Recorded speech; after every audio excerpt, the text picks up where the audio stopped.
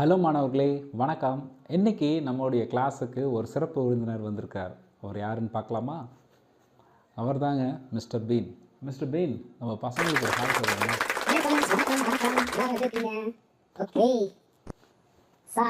சொல்லுங்க mister been. Sir, என்னுடைய ATM card பின் மறந்துட்டேன் சார். அது நீங்கள் தான் கண்டுபிடிச்சி தரணும் சார். நான் எப்படி கண்டுபிடிச்சி தர முடியும்? சார் சார் உங்களால் முடியும் சார். ஏதாவது ஒரு க்ளூ சொல்லுங்களேன். க்ளூ தானே, இதை பாருங்கள், இங்கே இருக்குது. இதை படிச்சது இதுக்கான வெளியே கண்டுபிடிங்க. Can you find the 4-digit PIN number PQRS of an ATM card such that P square into Q power 1 into R power 4 into S power 3 is equal to 3,15,000? Sir sir ஏதாவது ஐடியா வந்திருக்குமே சார்? சரி, நம்ம mister பீனுக்கு இந்த ATM கார்டோடைய அந்த 4-digit number என்னன்னு கண்டுபிடிச்சி தந்துடலாம். Been, கண்டுபிடிச்சி தந்துடுவோம்.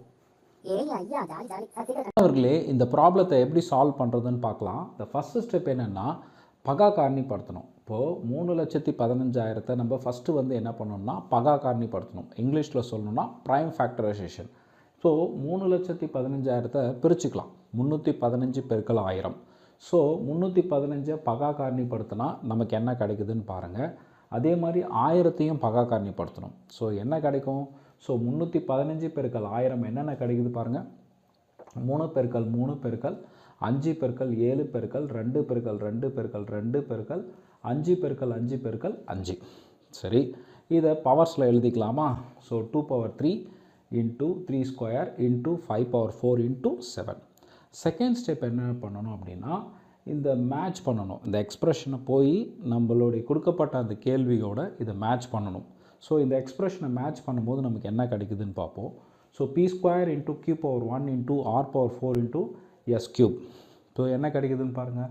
B ஸ்கொயரில் என்ன வருது பாருங்கள், 3 ஸ்கொயர் வருதா? சரி, அதே மாதிரி Q power 1, இங்கே Q power 1 எது? 7.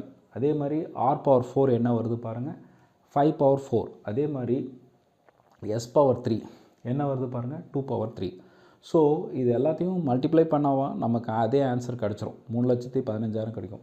ஸோ 9 இன்ட்டு 7 இன்ட்டு 25 பெருக்கல் 8 என்ன ஆன்சர் பாருங்கள், 3,15,000 கிடைக்குது.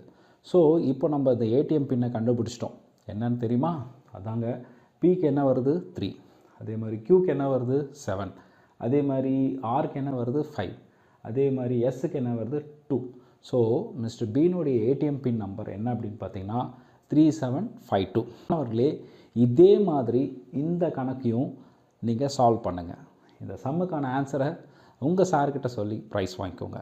உங்களுக்கு புரிஞ்சிருக்கோன்னு நினைக்கிறேன். அடுத்த வீடியோவில் சந்திப்போம். நன்றி.